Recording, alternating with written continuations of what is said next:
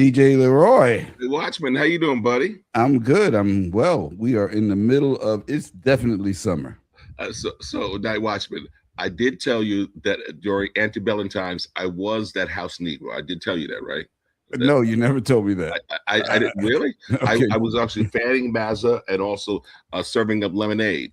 Oh, okay. All right. Okay. Well, now it's too late for me to disown you. So, Thank you, brother. I appreciate that. But you know what? I figured that this is the year, of course, that our Knicks, after 53 years, actually did it, man. They did it. Absolutely. Yep. Which means that we can only be set on a course for a very, very enjoyable summer, correct? Yeah. And well, what also makes it enjoyable is we're outside. And the Knicks showed it. Nobody could afford Knicks tickets, but we had watch parties on every corner. People set up screens. They took their best bed sheets out. They came out with projectors, and it was crazy. The whole city was outside. And we're going to stay outside all summer because we have the crew of people who make summer such a delight to be in New York in general and in Harlem specifically. All right. I like that. So, you know what? I guess, definitely a returning guest. As a matter of fact, I'm prepared around this time always to say Soul Lounge Primetime featuring Ty Jones. That's what I'm about to do. All right. Welcome back. What's up, brother? How you doing, man? I'm doing all right. and also understand you got college folk there at your house, huh? One so far. The other one is a 12th grade, and the other one's in 10th grade. So shoot. Yeah. So you're getting ready for it again, huh? Yeah. Well, no, I'll never say I'm ready for that. I never, ever want to go and see a school again. I must have went to close to 15 schools for my son. And there were times where we had traveled many hours. Sometimes we flew to places, and this cat would be in the back of the tour on his phone. I'm like, man, we're here for you. You better get off that phone. But I think it all worked out. He's a rising sophomore in Morehouse. Nice. 3.76 GPA. Super proud of him. Woo! Oh, great, beautiful, man. And now you only have. I think I've told you about this. Curtis, my frustration's more with the administration, financial aid, those folks, which I won't bore anybody with, but we'll just have to work hard and find the money to get these kids educated and take over the mess that we've left them. So and you only have 30 more school visits with the other two.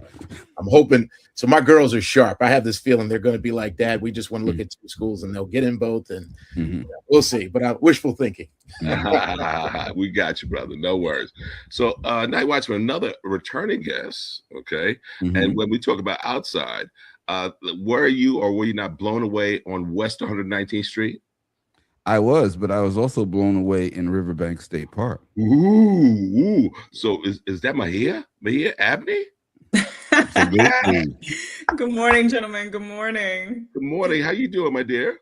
I'm well. Thank you for having me again. Absolutely. So now, where are we communicating to you from? Where are you at now? We are currently in Montreal at the Montreal Jazz Festival. So we're doing a little R&D for where we might be headed in terms of size and production and all of the things.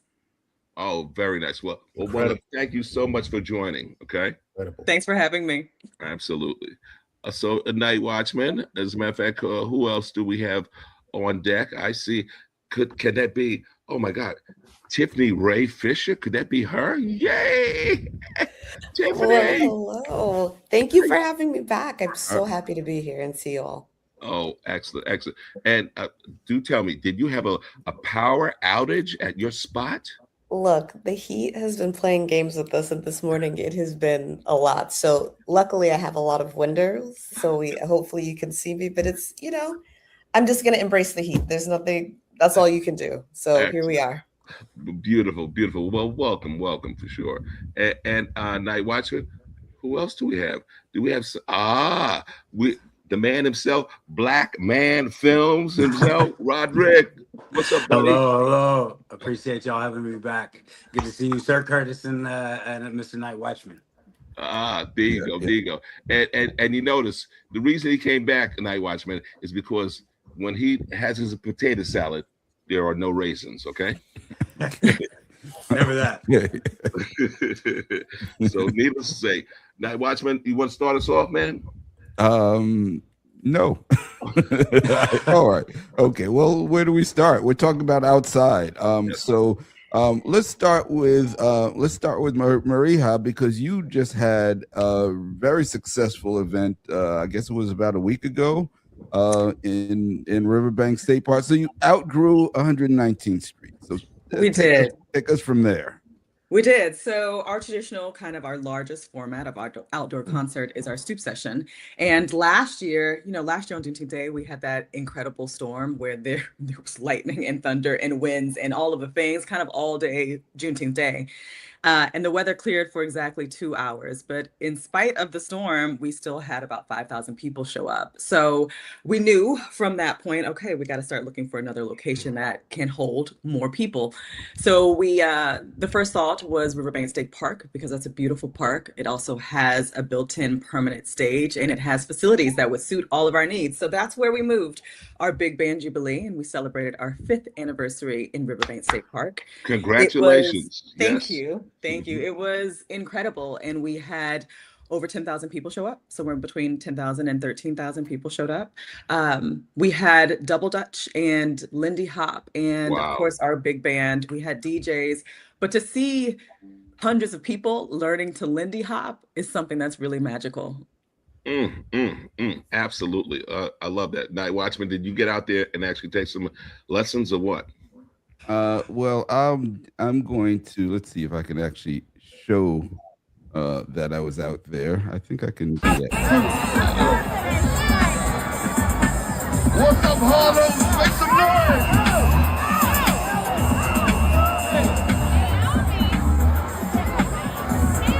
So yes, I was there. Okay, and you knew I was going to call you out on that, so that was very I did not know, but I stay ready. I keep one in the chamber. Okay. Video There's file. always next Video year. file. Next year we'll get you in the Lindy Hop class. Thank you for that. Okay, that did surprise me, Night Watchman. So very good.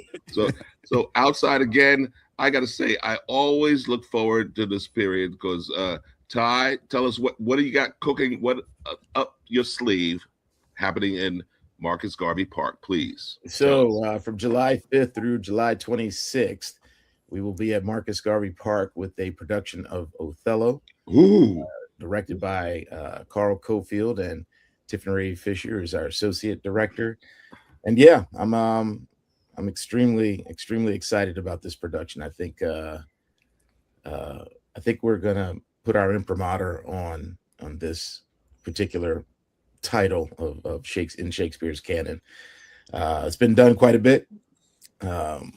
Broadway, there's one in DC and other places as well. But hopefully, especially people who are new to Shakespeare or even this particular play, I'm hoping that they'll be able to see our production to sort of complicate the way I think Othello has often been done. Wow. And okay, Ty. Yeah. I may be a little taken back because after all, man, I can say Desdemona died. I can say that. Okay. So how come I wasn't cast? I'm just wondering. Okay. But anyway. You didn't show up for the casting. You didn't show up. I had to do that actually. Oh man, I thought it was just, a formality. But anyway. Yeah. You're gonna show up. I got you. Well, you mentioned somebody, you said that Tiffany also is going to be hanging with you. So Tiffany, you got to tell me, how did this collaboration start? Oh yeah. Oh, wow. Yeah. I ride for Ty and with Ty. So it's 10 years now, actually. Wow. And where my bread gets buttered is like in concert dance. But I got a call that changed my life 10 years ago. And I started working with Classical Theatre of Harlem. It was my first time coming into theater in any way. And we have done, I think I've done 13 productions now with CTH, and I am their resident choreographer. This year with Othello, it's a very different take. And so dance is not part of the storytelling, but I've been Carl Cofield's associate maybe 5 different times. They've transferred some shows for him, but it's really wonderful to be in this type of position with this type of material. But it is, CTH is my theatrical home. It's everything that I've learned about theater. I've learned about it from Ty and Carl, and there's no two better people to learn from. Excellent. Beautiful. Thank you for that. One of the things I guess I have to say, and a Night Watchman, although let's say not necessarily outside, but the screenings have happened locally, but I'm even thinking that Image Nation might even have a jumbotron where it will be outside, and that is a not so silent person and partner. Roderick, tell us about what's happening. Black Man Film. Yes, we actually, it's cool. I did recently connect with Image Nation, so we're trying to make some things happen there. But as you know, Carson have been so helpful to us. We've Black Men Films, since 2020, we shot 3 films in 3 shorts in Harlem that did 100 festivals and won all the awards and did all the things. And we just finished are finishing our first feature, which will be premiering soon. But our bigger thing in Harlem that we're working on is Renaissance Film Festival. We are bringing a 3-day new film festival to Harlem, and I always like things with us in the community, as in the entire Black community. I always think of it as like we have things, and those things are great, but in the creative placemaking mindset, it may be it's about like filling voids in things that we may not be getting as filmmakers or as a culture from our film festivals, or just the way we progress in the business. So my partner and I, we put together a beautiful little partnership with the Apollo, and Curtis knows some other venues throughout 125th, because it's just about utilizing our spaces here, these beautiful spaces that we have in Harlem, putting the intentionality behind it, but so that we can really make it a creative placemaking space, so we can do everything from uplifting the young filmmakers to showing them how to get their skill sets to certain place to be working on a certain level, but really just to show like the beautiful, extremely great Black filmmaking that's being going on, and that's going to happen on 125th throughout the venues. Right. Okay. So Roderick, for instance, we certainly do know that Tribeca was a result of coming online after 9/11. So are we saying now that this is the first, and this will continue annually? Yes, it will continue annually, and hopefully, big, me, always big plans. But the first one is really about showing. We've just I don't see, especially in New York, in Harlem, which for us is the breathing heart of the culture. We really didn't understand why we didn't have something here that represented and showed just the best plethora of Black film and Black culture, which I think, because you're in Harlem, because if you do curate it the right way, because you get the people out, and because we're representing us the way that we think we should be in these films, then you can get distributors out, then you can get studios out, you can get all those other things. That's down the line. For right now, it's for us, it's to show the beauty that's going around in the industry that's not being shown on the screens of us, not on a bigger level, and hopefully making some impact in that. Beautiful. Thank you for that. And Marija, I mean, okay, so we talk about, of course, Soapbox Presents, the Stoop Sessions. My God. Night Watchman, what was happening to me there? Was that my age? It's the heat stroke. I second that. Don't worry. Never your age. It's not the age. That's the good news. Wow. I see that you really do have a couple of in the chamber. I see this already. Okay. You called my name. What did you expect? So, I mean, I want you to tell me the birth impetus, of course, of Soapbox Presents. What is the intentionality? Just tell us. You take it. Yeah, so Soapbox Presents was founded in 2020. It was a quarantine creation, and y'all know what 2020 was like. It was sirens and devastation and uncertainty and wiping our groceries down, but it was also social unrest. It was also the rise of BLM, and it was more specifically the murder of George Floyd. At that moment, I needed something. I'm an artist. My background is, film and TV and also Broadway shows. It became a question of how can I take care of my community? So my partner and I were sitting on the couch, and he'd been commissioned, he's a visual artist and creative director. He'd been commissioned to create a piece for a local business. And we decided, okay, let's turn this piece into a moment for community. So I called a couple friends from Broadway. Our first ever activation was Carrie Young, who's now a multiple Tony Award winner. Yes. That is from Harlem. Bruce Harris, who's a trumpeter, who was playing a show with me. C.K. Edwards, he is a tap dancer. Carla Gibson, who does a lot of, she's always in the community. She recently moved to LA. And we had a host, Justin Jarrell. We also had some younger musicians join us later in that one, and a ventriloquist for that one. So the first ever activation for the Soapbox Presents was at the Harlem for like 3 people. Wow, beautiful over there. Yeah, so and that was, here we are 7 years later. The first one was for 3 people, and now we perform for, our Big Band Jubilee, like I said, was over 10,000. So it really was a call from community. How can I take care of my people? What can I do for my culture? So we create a space where we can come together, and then it was collectively mourn those who were taken from us, but also remember joy. Also remember, like, I'm a human being and I need other human beings, because then it was us in our 4 walls and that's it, wiping our little groceries down and trying to do the best we can in our mask. We were able to provide this outdoor activation while being socially distanced. So we were able to provide a space where people could laugh and dance and sing with each other and remember the importance of community and humanity. Wow. Well said. Well said. And needless to say, I hear that a 7 is supposed to be the lucky charm. 7 years, right? I'll take that.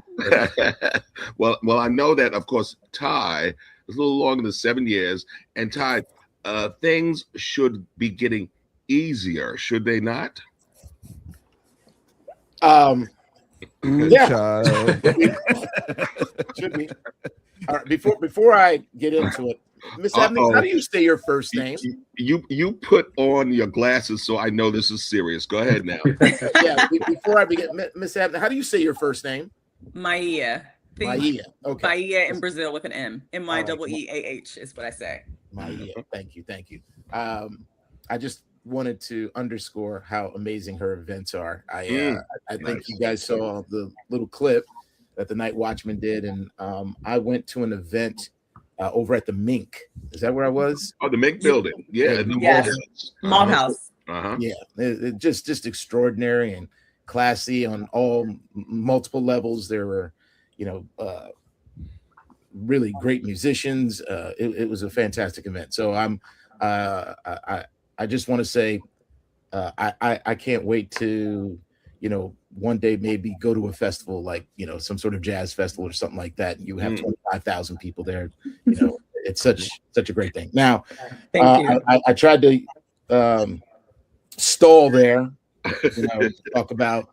Well, we didn't notice that, Night Watchman, did we? Yeah, I mean, look.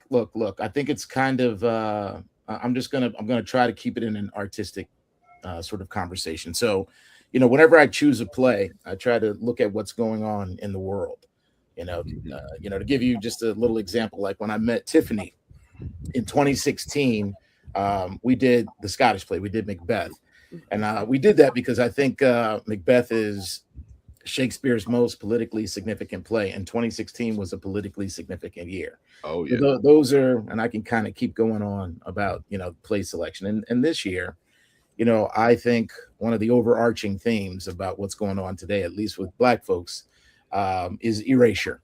There's a bunch of themes with Othello, but that for me, I'm interested in investigating that, because I believe no matter what vertical we might be talking about, it could be political, it could be judicial, it could be in banking, real estate, or it could be, the legacy of Robert Moses that seems to still exist in some of these institutions like the parks. Yes.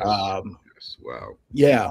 it's a thing. But I also think that we can have, by sort of taking a cue from on those shoulders that we stand, because I believe all the stuff that we're going through, it's happened before.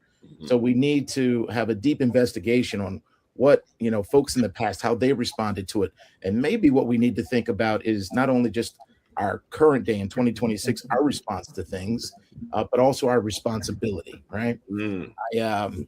I think I can't help but go back and think about my my auntie Myrtle. I spoke about this recently in a podcast. Who's from Jackson, Mississippi. So I think we all know that the Brown versus Board of Education, 1955, was one of those moments in U.S. history and in judicial history that shifted everything that it was to be a contributing citizen in America. But I'm aware that in Jackson, Mississippi, there was a healthy Black middle class. Yes. And now they're being forced, the students, to go to the white schools. But then that meant that the teachers didn't have any jobs, the Black teachers. It wasn't like those white schools were bringing in the Black teachers. So that affects the economics of that community when teachers no longer have jobs. You know what I mean? And they were bringing a certain amount of income into the family, and now that's gone. And then we can also just talk about the sort of ways in which a lot of those kids who went to desegregate those schools and the stories of perseverance and I sometimes I think this word gets overused, but trauma as well. Yes. So the stuff that I'm going through right now, I believe there's a reason I'm going through it, but I think there should be some people fired. If you're going to be in a position like Parks, and the idea is to be of service if you're in government in that way, and to look at some of the things that seems to be purposeful to keep us from being successful by some of the folks and I want to say leadership. It isn't the working class folks in Parks, okay? The ones who are there every day making sure the senator's ready to go for folks to utilize the centers and stuff like that. That's not what I'm talking about. I'm talking about leadership. And at this point, 10 years in, there just needs to be changes. That's all there's to it. I'm hoping with this new administration, there will be those changes, because I'm just going to give you one example and then I'm going to let it go. Okay. We're going to be paying upwards of $36,000 to just access restrooms. That's all I'm going to say. $36,000. So at least we have access to them. It's not 1956 where we didn't have any access to them. You know what I mean? Basically it's like, well, if you want access, you got to pay money now. So, and it is what it is. So I will keep, I'll persevere. Can I ask even how do they justify that cost? There is no justification. Don't get me started. Don't get me started. There is no justification. None whatsoever. Gotcha. None. So, we don't have the complexion for the connection. That's what it comes down to.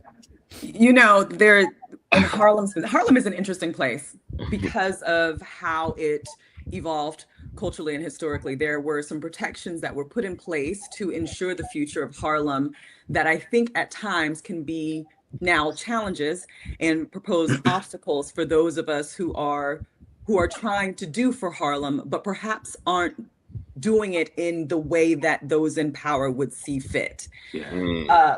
We run into a lot of obstacles. What I would like to do in this moment with this group of people is propose a salon. There are too many of us who face these same obstacles for us not to combine forces to work actively against them. So there needs to be a meeting between the Soapbox Presents and Classic Theatre of Harlem and Sunday Sermon, Storm and Norman. All of us need to get together and figure out what is there to be done, because between all of the organizations, one, we are those who are moving the culture in Harlem. Yes, there are large institutions that are doing that as well, but also the quote smaller players who are active in community every single summer. We also hold a huge audience. The audience that attends the Soapbox Presents and attends Classic Theatre of Harlem, that's a lot of people, which means that that's a lot of power. So I would like to spend time galvanizing our power as these community cultural organizations to see what can be done to make the work a little bit easier, because it is extremely difficult, specifically in Harlem. Yeah. Mhm. You guys said Mhm. it's crazy to see y'all's organizations that are a little bit longer in the game, a little bit more, have had some more things in Harlem going through the exact same things. I think one of the first times I talked to Curtis before our initial Apollo screening, or before our initial Maisels or anything that we did, the biggest, I was telling him about, you guys know, in the Broadway community, or in film or spoken word, whatever it may be, there's I kept wondering why so many things were happening in Brooklyn. And as Harlemites, y'all know, we're not, nothing against, but we're not trying to go down there. And on top of that, we have all these beautiful spaces, and all of them seem to give opposition to forwarding cultural movements. Like almost all of them. Like I mean, we're going through crazy stuff right now, trying to even make these little things happen. And I think what, like, kind of back to what Ty said, there's an infrastructure problem. There's a huge infrastructure problem, and if we, the same that they do, which I think we somehow fall into the pitfall of. I don't know why, but the same thing that they do and that they've done to us for years, by keeping the same systems and same infrastructures in place so that we do not progress forward. It seems that, like, we've put up some of the same roadblocks in our infrastructures. And it's like, if you're not bringing extremely immediately economically viable or economically prosperous thing to them, then more and more roadblocks blow up. And it seems like a bigger issue here in Harlem, honestly, than it, like, I know I have other friends with other or take my brothers at Soul Soiree or whatever, all their events are in Brooklyn. Why? It's not it's Roderick, to your point, it's not the lack of economic development that the organizations bring that causes the obstacles. It's not that, because whenever Soapbox activates, all of the businesses around us benefit. Everybody does that, because you have all of these people that are now coming to this neighborhood. We're also, in larger picture, we're doing some cultural and some branding work for Harlem. Harlem is known for the Renaissance, which is amazing, but also the Renaissance can at times feel somewhat culturally distant and culturally irrelevant. Those of us who are continuing to activate in Harlem culturally are showing that Renaissance never ended. Absolutely. It's a continuum. Yes. We're still the creators that are right there in Harlem. It's still full of dancers and actors and singers and graphic designers and all of these people that are carrying the legacy of the Renaissance into the future. So Harlem, those who are being active in Harlem, it's the obstacles. It's not because we're not providing economic boost to the surrounding areas. We're not doing that. Not at all. Right. It is the structural opposition that we face when it comes to the permitting office, when it comes to Parks and Rec, when it comes, all of these institutions or all of these government agencies that are outside of our community that are making decisions that greatly impact our community. But that doesn't mean that it doesn't involve those local politicians either. It does. Definitely. Yeah. It does. So And when we tell people, go ahead, Tiffany. Oh no, I was just saying, I mean, the thing that we have a lot of things in common, but the thing that we have in common is that what we are creating is also for us. So for Emerge 125, like on Juneteenth, we have a walk, run, roll that is at the northernmost tip of Central Park. And so this idea that we are activating and having thousands of Black people running and being in space that was our space to begin with is terrifying. And I think that's the thing. That's the getcha gotcha, is that, like, the thing that we do, everybody can come, but the focus is us. That's the focus. And so therefore, that's the threat. And at this point, it's absurd. I've watched for 10 years, for a decade now, I've watched what Ty has gone through. I've watched this. And as I started with community members, our Juneteenth moment, and I encourage people to come run with us and then head over to River State Park 100% so that you can Juneteenth all day. These are Black led and Black movements, period. And that still is so threatening to people. And I think for us, it's like, we don't care. in the Yeah. best way with so much love. We are pouring into our communities and we are doing so unapologetically. Wow, wow. Night Watchman, any comments? Certainly, we remember a Public Enemy back in the day. Too Strong, Too Black. Is that something that is resonating Well, with you, I man? mean, I'm just ruminating on all the comments. I mean, this discussion is the reason why we do this show, to be able to have this platform to talk about these things. And yes, what you all are doing is the evolution of the Harlem Renaissance. It's the Harlem Renaissance 2.0, where it comes with more, because we understand more of the economics, and we understand, more of a global view of how it fits, and we're still fighting the fight, which is ridiculous, really. But we can't stop the energy. I mean, Right. I think Marija talked about it earlier, that as an artist, you guys respond to what's going on in our society, in our community, as well as in our world. Mhm. And you do it, for the lack of a better word, artistically. So I think that the rest of us, need to find a way to rally around you. I can say that the meeting that you talked about happening, I think I'm going to volunteer Curtis and myself to facilitate having that happen. Yeah. And I think that there are some thoughts in terms of what are the pressure points. One of the things that's going on right now is we're having a shift in New York politics as a result of the mayor and new elected officials coming in, that people in New York are looking for a different type of politician right now, and that's what we saw in the latest primaries. So I think that we want to take an opportunity to see, how do we make the connections between the advocates that we know, and the relationships that are in place, to make sure that this artistic, economic, cultural agenda is pushed forward, so that we're not fighting this fight every year for no good reason, or paying 30. How much does it take to maintain bathrooms? It doesn't take 36,000. You got to show me the receipts. Why is it 36,000? Where are you spending 36,000 for these bathrooms that are there anywhere way and have to be maintained? So what are we talking about? So I'm this is my role. I'm Ty Jones, anger translator for the moment. I think you may need one of yourself. You know that. But well, hey, you can be mine, because we need to bring all the anger out at this point in time to support the efforts that they're going. Because we talked about this, the amount of just human energy, and excellence. This is not just grunt work. This is work at the highest level. I mean, Curtis, you and I have sat through some amazing performances. Yes.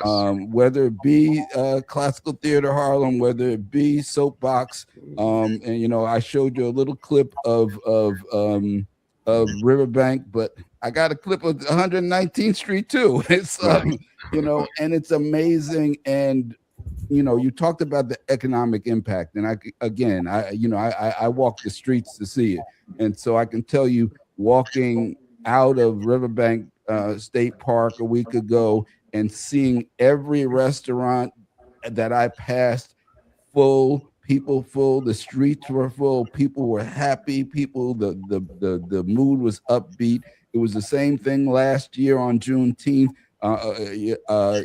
We talked about the weather that day, and it was like it rained and everybody had to go hide, and then the sun came out, and then it rained again, and then like 5,000 people was just like, I don't care, we're not going home until the show starts. And every restaurant was full, so the impact was there. And Bob, that is without city or state support. If we were to actually garner support around what we do, specifically for Juneteenth in Harlem, that's I start publicizing that, I released information on our Juneteenth around June 1st for a June 19th celebration. So that's 19 days of publicity, and not hard publicity. We don't pay for any publicity. We literally just put it on social media. If we were to get the city and state behind what we do, the amount of money that we could have flow into Harlem with the restaurants, with the hotels, with the other arts institutions would be, I don't even have a number for that. If that becomes something that annually Harlem is known for doing, this is the way we celebrate Juneteenth in Harlem, because we already have people coming from all over. If we actually got the support to do that, what we could build and what we could do economically for Harlem.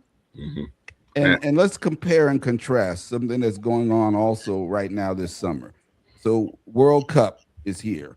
And because we talked about there's 7 million visitors coming to the area. And so city, state, everybody coalesced to come up with these different ways to drive traffic to the venues and this and that. And that's fine. But if we're doing this locally, every year, that's more of an impact. Yeah. And people are coming and they're enjoying themselves and they're leaving their dollars in the community and they're helping boost and they're helping create jobs, and it's happening. And so where is the support from New York City tourism? Where is the support from Parks Department? Where is the support for so we need to have those conversations and talk about the mayor's office, and we need to find the pressure points, and we need to talk about the people on the city council who need to do their job, the state elected officials. We've got new people going to Congress. We need everybody on board on this. Okay. Yes. I totally agree. And you know what? I gotta say. Okay. Let me back up. Okay. So Tiffany, you're there. You have a location right there in the WeWork space with other nonprofit organizations, cultural, or they have a broad spectrum there. Because certainly we do know that what's that bricks and mortar costs, no doubt about it. But have you guys emerged 125? Of course, before I retired, I of course introduced you to Harlem CDC. That's one. But do you have some strategies in the working in accessing some of this public funding that may be available for your program? We do. That I have to say, outside of choreography, that is one of the ways that I am deeply passionate. So I make sure that we are shored up across the board. So we were not able to do it on the federal level for everything that we talk about with the NEA, and Ty can speak more about that too. But on state, city, foundation, and like city on multiple levels, that is where I'm putting a lot of my resources and have put a lot of my resources, because for me, your values are shown in your budget. So if you value what I do, I need to show up in your budget. And we're clear about that. We're clear about the contributions that we are providing. And for Emerge, we are locked in Harlem. Where we go is statewide and worldwide. To be clear, I got back from Macedonia last week. So what I am making in Harlem is going out into the world in a very, very real way. And so we are exporting our culture, and we want to do so with protections that make sure that we can continue to be that it doesn't start to feel extractive for us, but that we're in control of that. So yes, the amount of meetings and follow-ups, like I have the people that are on the artistic team, not even so much admin, that is part of our artistic journey, is to make sure that we stay in the faces of these people, because you can't even, not for a second can you go away, and you have to plead your case constantly. And so that is a large part of the vision of how to stay part of the cultural fabric of not only New York City, not only New York State, but Harlem in particular. Gotcha. Perfect. And you know what? Okay, so Roderick, you heard from here, you heard from even Ty. I remember Ty was talking about this a long time in terms of, let's say you have the Delacorte there in Central Park, right? Being a place that focuses artistic value there, but also the economics around Central Park. So bringing a festival uptown, having the other venues that are already out there online buy into that. I mean, it would be a win-win-win for everyone economically. I mean, like when he was like even, I know how economically viable we all are. especially to the community. But I think, in my short experience, for the powers that be, the specific powers that you're trying to get, or the institutions that you're trying to get, whatever, it seems to me like our questions, our answers changed a lot when we presented this thing for the culture, for Harlem, for the people, for our progression in the industry, for creative placemaking. When we presented it that way, on top of everything we have done, there was excitement, but not like movement, right? So then when we punch the numbers for them and the people that we know would be between the venues that we're talking about and the things like that, the conversation changed. And I think I think that, like, infrastructurally, like, ours are supposed to jump at the cultural excitement, at the cultural progression, at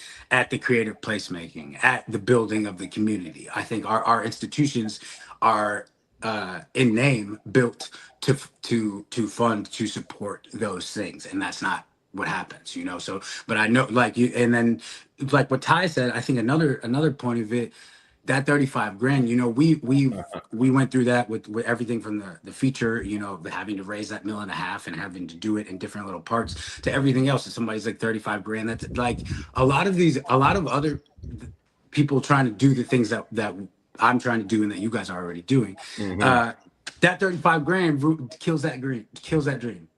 Like, for bathrooms. For bathrooms. And, like, you know, for us, we've been able to, if somebody tells us that, cool, we can find the 50 bands, we could do that, we could do whatever it is. But, you know, I think there's a cycle here of like, you know, how many of those things are just shut down. You can't find another 35 grand just for your bathroom budget when you've already expended your budget. But just the main point, I think that the infrastructures and the power that be, while in the words and in their meanings of what they're supposed to be, there's no jump or movement or help or supportment until you show that it's economically viable for them. Not even for the community is great. They're like, cool, I'm glad y'all are all eating. But where is ours? And they can't say that to you because they are infrastructures that are put here to say that they're helping the community. So it's a very, you know, it's the conversation is necessary. That we need, you know, we need more Curtises. Roderick, we need that particular plenary meeting with the electeds, with the institutions, as you say, that infrastructure right there. Because you know what? And tell me this. So I don't know, Roderick, if I share this. So I was hit up not long ago by Stacey Holman, right? So Stacey's working with who? With Stanley Nelson. And so apparently, Jonathan Gill, a white author who wrote this seminal work called Harlem, simply Harlem. And it was great, well-researched, damn good, right? So they wanted to put that together. Now, that particular one, because remember, Firelight is maybe different than other, I guess, companies, and that they've been able to garner the buzz and attract some of the public monies to do this. But folks that I'm looking at right here, that has not necessarily been the case. So Ty, you know what I'm talking about, right? Yeah. Can I jump in real quick? Yes, you can. Okay. So according to the Arts and Economic Prosperity, I think it was a study that was conducted by American for the Arts. Audience members patronize arts and culture in their own neighborhood. They'll spend an average now, I think, of about $24 to $27 in their community. The tourist, it's somewhere between, I think now, $32 and $36. And that includes hospitality, food and beverage, parking, childcare, souvenirs. So by this metric, the estimated impact of CTH with just our Uptown Shakespeare in the Park in the month of July is somewhere now around $750,000 just for those days that we're there. Okay.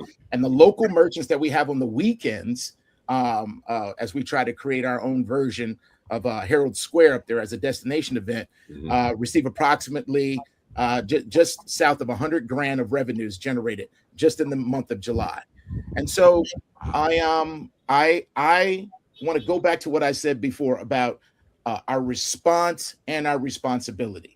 So it has nothing to do, at least in my opinion, has nothing to do with economics or anything like that. We know that we're making the impact.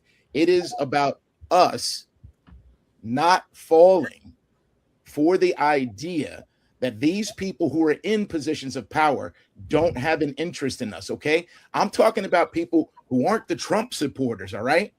Okay, I want people to be crystal clear about that. These are not Trump supporting people that are putting up this resistance to allow us to be able to move people in measurable ways and pleasurable ways. Okay, so that I think is a huge distinction. And so you get these limousine liberals who will try to tell us about ourselves, and we have to respond differently. Okay, because I get. And I actually think it's a very, very good idea and necessary for us to get together and speak to the leaderships and the politicians and stuff like that. But let me be clear, Curtis Archer, I have no less than 6 politicians speak from the stage every single year, okay? And I'm arguing about bathrooms. So there are people in positions, and we need to name those people. And we need to get rid of those people. There's this idea that we need to sort of comport ourselves in a certain way in order to sort of fit. No, we're the gold standard now. And we need to be able to stand up in a way that makes people uncomfortable. But it's clear that if you look at the audiences, if you look backstage, front of house, board of directors, all that other stuff, it's clear that we understand this that we're tied to a single garment of mutuality. We get this, all right? So we need to be honest with ourselves, you know, because I'll harken back to, you know, George Floyd was mentioned in this conversation, but on the same day that Derek Chauvin murdered that man, we had Amy Cooper happen. Amy Cooper was the woman in Central Park who had her dog unleashed illegally, signs everywhere, and pretended she was being attacked by a black man. Eventually, it was caught on tape. And I'm saying that we have to be aware. Like we know that it's horrible when we have the Derek Chauvins, but at least I know what's happening in my face. We don't know what's happening when we have these Amy Coopers around who will tell you that they support Barack Obama and they're Democratic supporters and all this other stuff, but they will piss on your back and tell you that it's raining. Okay, that's where we have to be able to be mindful of who you let in your house. I'm so glad we saw that movie Sinners, because that was the key to that movie. Be careful who you let in your house. Yes. Wow. Ty, I hear you and I agree with you. I also think it's important for us to highlight sometimes those Amy Coopers look like us. You know what I mean? Dr. Abney, speak. There's a way in which those who do for culture and community in Harlem have to navigate, because Harlem is special. And I say that in a lot of ways. Harlem, the way in which it was built, again, the protections that were put in place to ensure its future, I think at times now are obstacles to innovation in Harlem. So we come up against this kind of political force that seems unmovable. Those people at times are skinfolk. So it's a challenging thing for us to navigate. And I hear what you're saying, Ty, when you're saying we need to speak truth to power. We need to be able to name those people. But my question is, how do you, and something that I always come up against specifically with Harlem, again, how do you forge the relationships that you need to get the work done, speak while speaking truth to power without blowing up the whole thing? Like, how do you need the system? You Very have to, good point. you have to work within the system. I agree. I'm not disagreeing. I don't disagree with you, whatever. But let's look at history, right? There are sometimes things that do have to happen in order for progress to happen. Nat Turner had to happen for people to know what was going on in the world. Now, look, does it make sense that it's an unarmed minority against an armed majority? No. But when people are put into a corner, we should not be surprised when they strike back out. All right. And I'm not saying that we have the situation that Nat Turner has, but we got to be able to look at some of the folks who wrote about this type of oppression, like Franz Fanon. All right. We gotta know this, because just like you said, sometimes we'll start doing it to ourselves. We start thinking that the gold standard doesn't look like us. That, you know, oh, in order for me to be validated as an actor, I have to do Broadway. I get it. I get the feeling of it. I know it. I've been there. I've done 5 Broadway shows, so I get it. And I can tell you some of my worst experiences being an actor was when I was on Broadway. So I get it. I understand it. I know it's been set up that way. But yeah, I have to be okay saying that I'm not looking to blow anything up. You're absolutely right. But I have to be okay saying I might have to do the kinds of things that will have dividends in the future for somebody else.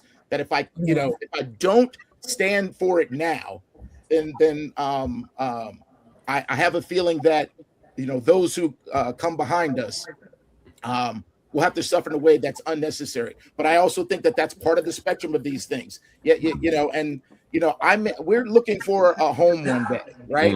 And the truth is, I may not be around for when that home gets built, but I know I have to do the groundwork now. So whoever does take over eventually of Classical Theatre of Harlem, you know, they're along a runway, or at least a paved, you know, we've paved the sort of groundwork for them so that they can eventually fly. And I think that there has to be some, you know, a level of self-awareness that says, you know what, this is the work that needs to be done so we can look at sustainability for the future.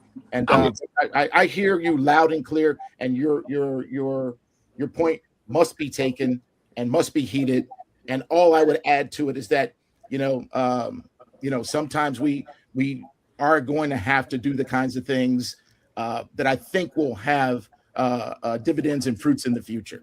I totally agree with that, and think that us coming together collectively is going to hold far more weight than us trying to go at this individually. Right. And notice how we all know the names. Ty, you and I, we know the names. We know the people. I mean, I was on this program and I mentioned it. I mentioned them on this program, but yeah. Yes, you did. And Night Watchman, we're still on the air. How you know? Right. So here we go. So Night Watchman, you know what time it is, right? It's lightning round time. Okay, so lightning round, we know, and you guys have been here before, so you know the drill. So what I need to hear from each of you is closing thoughts. That's 1. Then 2, also, Ty, certainly, CTH, you got to give the calendar of what's going on this summer. I'm here when Soapbox Presents, you got to let me know. Of course, we're talking Roderick. I already know that you're talking about a festival. Certainly, the festival is not going to be for the summer. It's going to be for the fall or on the other side of the winter. Okay. So who we start with? You know what? Tiffany, get ready. You're up. All right. So I'm going to be in the park with Ty starting July 5th. I mean, we're out in the park right now, but for Emerge 125, one of the things I'm really excited about is that we have a festival coming up that we're in conversation with Schaumburg and with Columbia about doing what will now be an annual festival of dance and ... So this year we're focusing on dance and fashion, and next year we'll be talking about dance and theater. So Ty, yet again, looking for more ways to collaborate always. Beautiful. Ty, you're up. And, wait, you know what? Tiffany, don't you aren't you and Ty also doing something later on this month? Thank you, Night Watchman. Yes. On the 21st, Ty and I are going to be in conversation. Emerge 125 does what we call artist talks, and it's just real conversation between 2 artists and people that I love and admire in the field. So of course, Ty Jones is at the top of that list. So Ty and I will be in conversation at WeWork on 126, and then we're gonna take everybody over and head over to the park to see Othello. Oh, very nice. All right, very nice. Ty, do tell. I feel like I've monopolized the time, so I'll just make it quick. First of all, much love to the folks. Thank you for having me on. Absolutely. I feel honored and humbled to be in this space, particularly with these ladies here. Nothing against you, Roderick. All good, bro.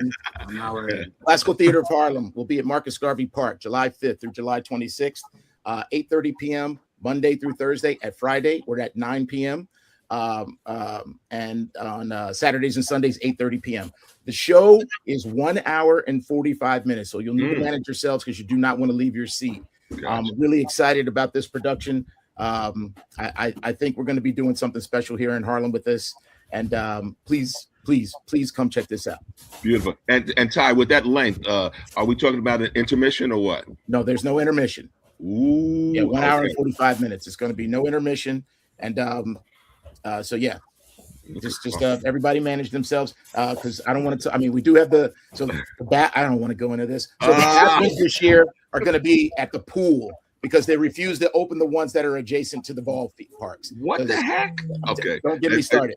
I've said enough. You got too many good-looking people and intelligent people for me to be going into that. So Ty, as you say, you can't make this stuff up. You cannot. Can't. Okay. All right. So Marija, tell us what's going on. You're on mute. As y'all know, we just started our outdoor season with our Juneteenth activations, both in Harlem and Brooklyn, but that is just the beginning. We'll be bringing back our stoop sessions. That starts this month in July. Yay! So yes, so pay attention to our IG where we post everything. Also subscribe to our website so you can get future knowledge of all activations before anybody else does.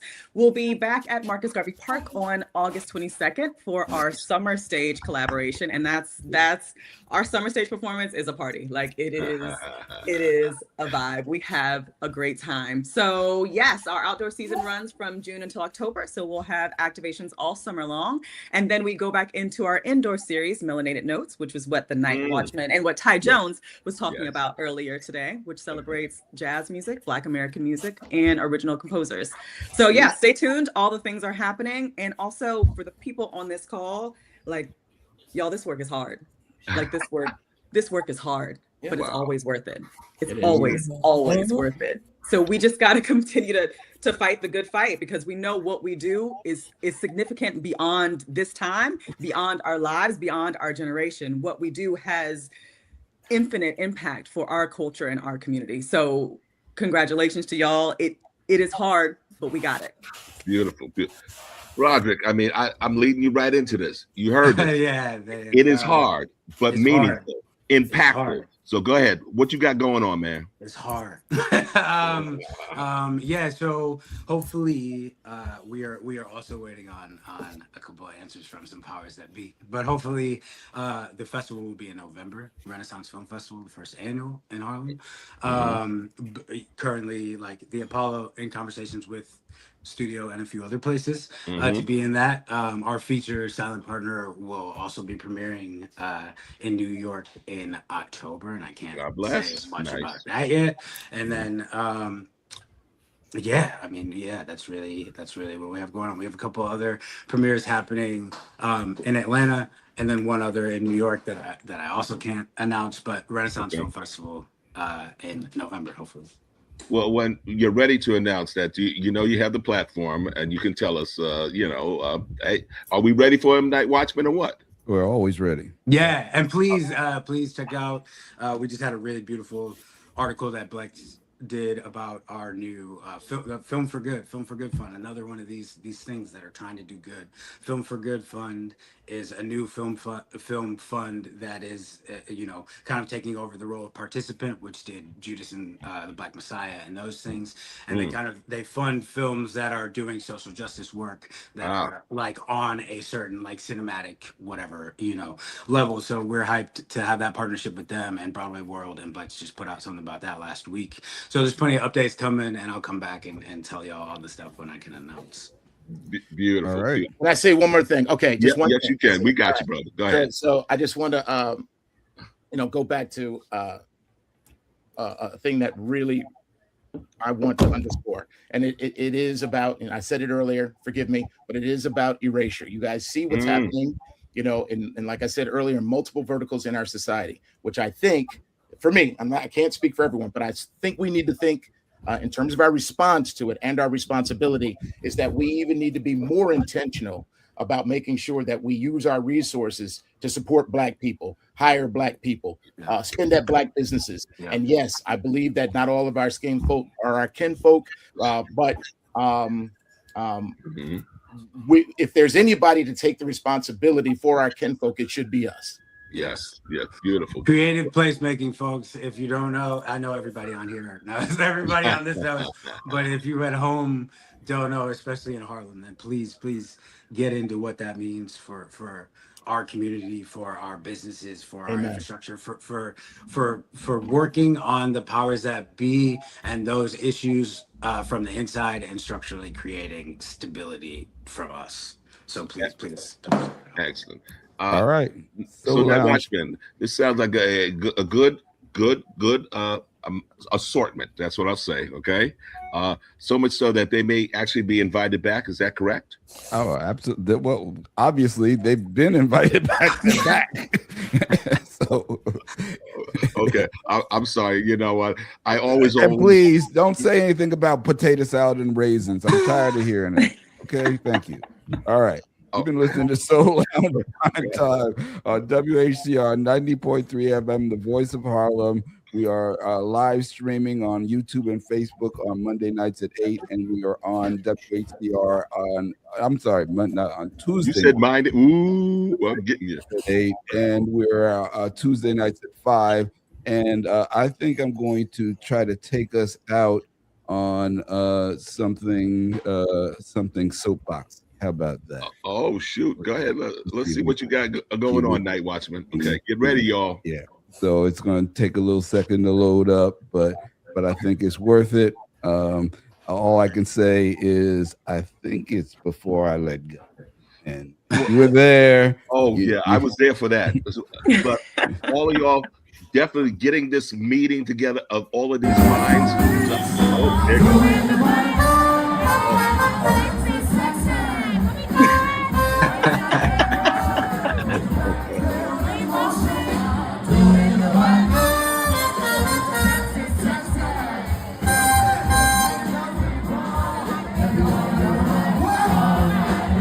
Look at that speed, humanity. Look at that.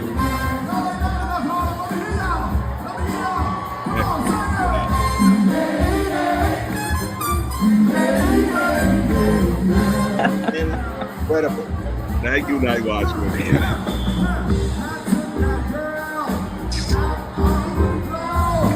Yeah, it's beautiful. Are you keeping like archival photos and stuff like that too? I We gotta see do. those, yeah. I'm We just do. imagining you having some black and white photos that, oh my God, this is amazing. Man, We work with a great photographer and a great videography team, so I'm really excited about what we've captured. Really excited about the in real life experience more than anything else, but definitely excited about what we've captured as well. yeah. Beautiful. So we love you. We can't wait to see and hear everything that you guys bring back. Thank you from Harlem to these creators, and we will take it to the next level in terms of what we do to support what you guys. So, and Night Watchman, remember, you also said we're using the platform to do what was said in terms of bringing us all together, all the creatives, along with the powers that be. Correct? absolutely. All right.